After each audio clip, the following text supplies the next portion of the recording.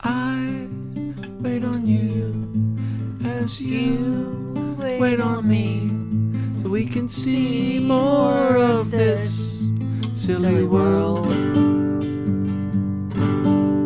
The world isn't bad as long as you think happy thoughts and not be sad, and hope for the best every day. See your importance, that you are good every day, and you can make it in every way, every day.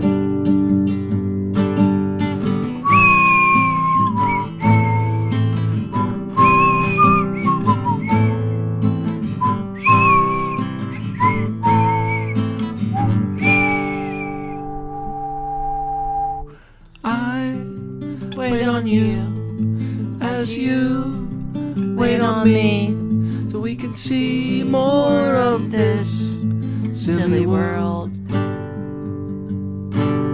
The world isn't bad as long as you think happy thoughts and not be sad, and hope for the best every day. See your importance, that you are good every day, and you can make it in every way, every day.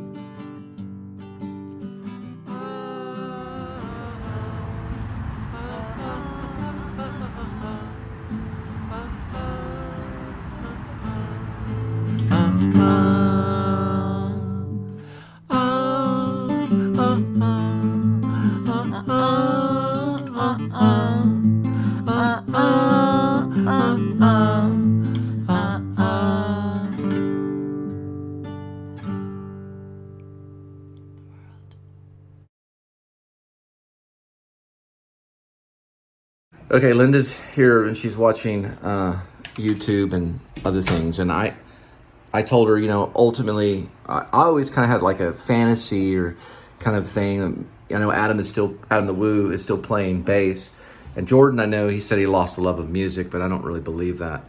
But I think Jordan is an exceptional guitar player, and I think Adam the Woo probably is a great bass player, and we always need backup for the Linda and Cole band. And also drums, of course, another thing, you know, I'm reading Dave Grohl's bio. That's just, you know, I know Dave Grohl's like a master drummer and everything. I've been reading his, the storyteller tells of life and music. Anyway, I'm not inviting Dave Grohl, but hey, you know, he joined Kurt Cobain when, who knows who would want to join Kurt Cobain at that time. Anyway, so let me stop here. This is a little vlog segment. I'm going to go into what I have right now on the song. Okay, so this is a song called "I've Seen a Marriage." These days, I'm not using any ambient lighting and stuff, so I'm still in process.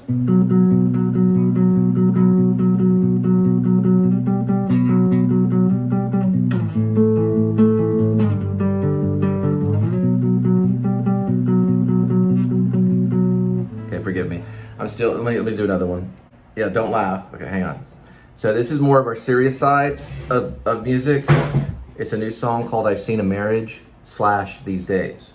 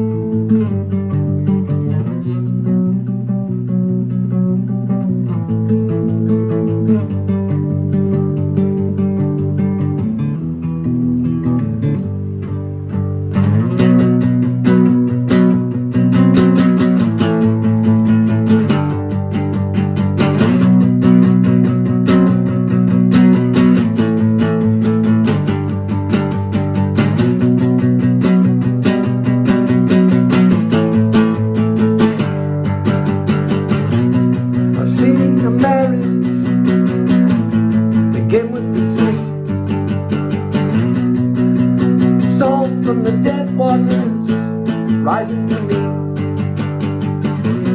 I've seen the waves block out the sun,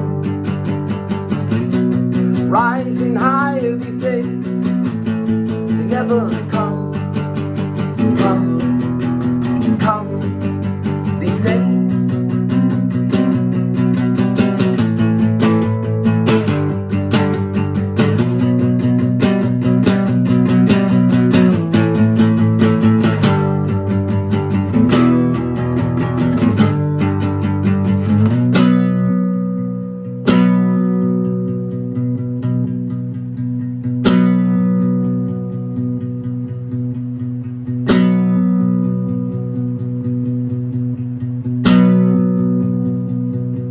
Watch over me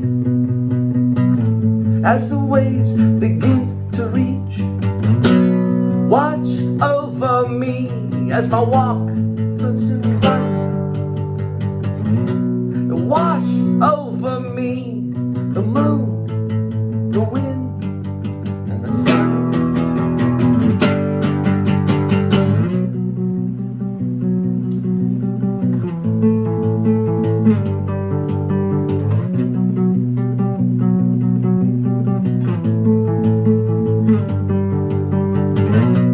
Watch over me as time begins to sting. My hands hold this ring.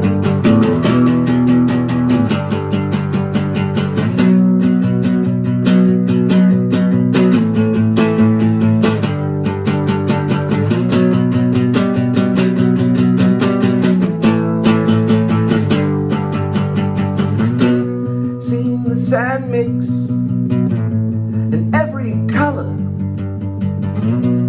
every beach.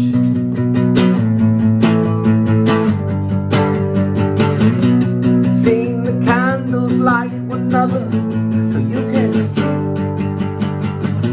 And I heard gunfire and a wedding ring over the trees. And still this hunger remains in me.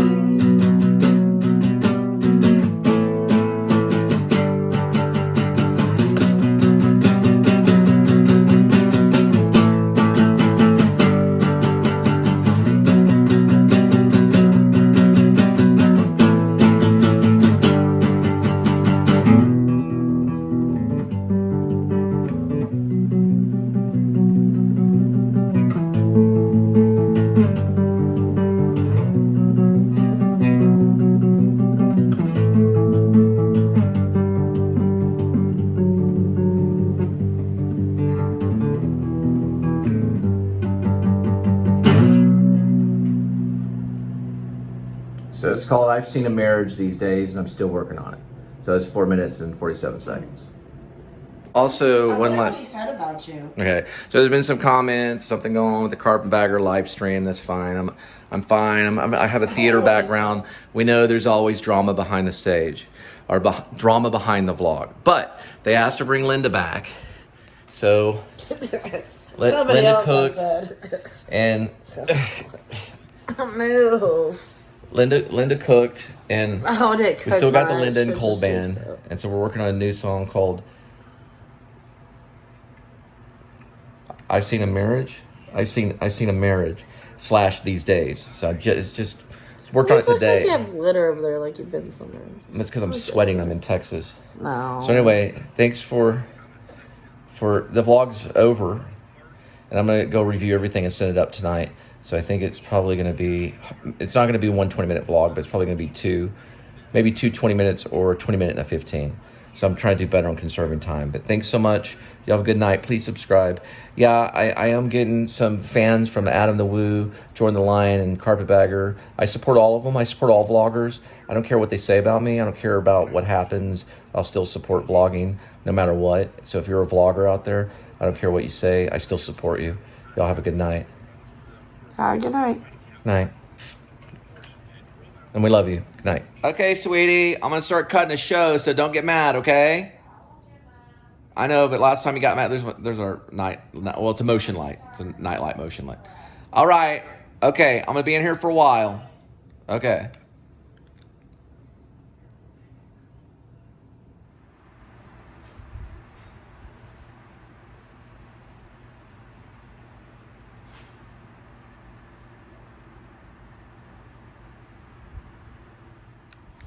I'm still editing right now, so kind of waiting because of how the door works and the new balcony. At least there's a balcony, but how the balcony works kind of thing. Man, moving here was pretty hard. It was pretty hard. I remember when I first moved into New York, I had $700. I was 27 years old. I had a tote bag. I left the tote bag on the little bus that was coming from, I guess it was LaGuardia or JFK into Manhattan. And I got out and just walked out with just my little satchel book bag and realized I just left everything on the bus. And the bus just left. All my clothes, everything. I just walked away from. I had a journal. I just had a journal. I was walking around New York City. I had my important information, like my legal documents to get. I was going to the new school. Left everything on the bus. I went back to the bus station, and lo and behold, they had my stuff waiting there at the bus station. I was like, "That's my tote bag." They gave it back to me. I think I had my name on it, and then I didn't have anywhere to go because I just showed up in New York City with $700. An actress friend of mine did the same thing. I hung around NYU for quite a bit of time. I had a friend that lived in Soho. Her name was Kara, so I slept under her. It was under her staircase. I got some bagels. I went under her staircase, and I slept. And she woke me up. She had a husband and some kids. She woke me up. She said, "I thought you were down here." And I was underneath the staircase. I was like, "Yeah, I'm trying to get into the new school. I got accepted to the Actor Studio Drama School, and I just came to the city, and I'm just waiting." Because school hadn't opened. It was in August. It wasn't in September yet. This is right before September 11th of 2001. And I just had nowhere to go. I had nowhere to sleep or anything. One night I actually went off and slept under I slept in a, I went up to someone's stoop, opened the door. I went inside the stoop area because this was a whole apartment complex. And I just slept where the mail center was, in between the front door where they received their mail and then their atrium or their, it's not an atrium, it's a vestibule. I slept in a vestibule one night. And then finally went to NYU and someone tapped me on the shoulder. And it was I think it was a Latino lady. She lived in Brooklyn. She said, "Are you looking for a place to stay?" I said, "Yes, I am." She says, "I have a room for $700. And at the time, that was about as much as I had for monthly. I said, "Okay, I'll take it." I moved in there. I was there for 2 weeks. And that's when I left my wallet. I was at a convenience store, and I left my wallet on the counter. I turned around. I was getting these nectarines, and it was like 6 nectarines for $1. And I was like, "Well, I'll get some nectarines when I get back to the Brooklyn place." Turned around, my wallet was gone. It was like one thing after that. I was very hungry, and there it went. And then I had nothing again, kind of in a way.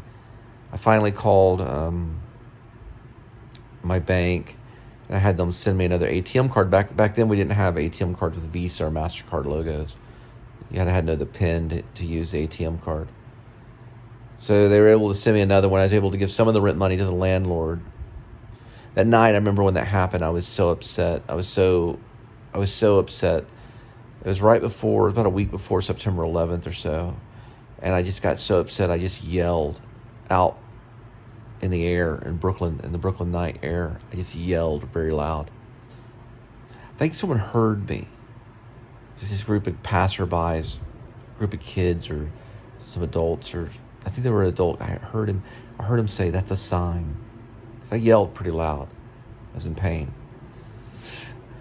I had blisters on my feet. Finally, I found out a few days later, after staying in Brooklyn, I even would get up and do a little jog and everything. And I was reading a lot of Sam Shepard. I was writing this play called The Almost Falling Treehouse. It was called The Almost Fallen Treehouse. It was about the Brooklyn place I was living in at the time, and it had a tree that was next to the upper window, the second floor window, and the tree had fallen over onto this apartment that we were in. And you could actually probably just go out the window and climb down the tree. And at the time, I thought it'd be interesting to write a play. So I wrote a play. It was a little 10-minute one act called The Almost Fallen Treehouse.